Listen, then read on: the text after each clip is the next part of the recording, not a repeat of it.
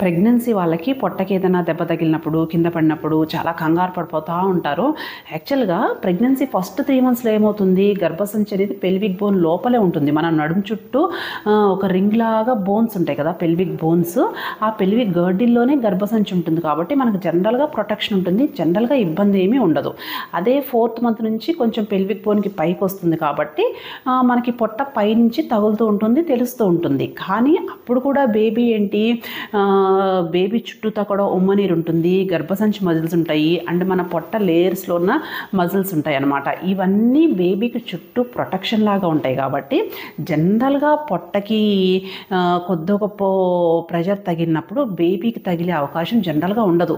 ఏదన్నా కొంచెం మేజర్గా తగిలింది అన్నప్పుడు మాత్రం ఒకసారి స్కాన్ తీయించుకొని లోపల బేబీ కండిషను ప్లాసెంటా మాయ కండిషను నార్మల్గానే ఉందా ఒకసారి చూసుకోండి. ఓకేనా? Thank you.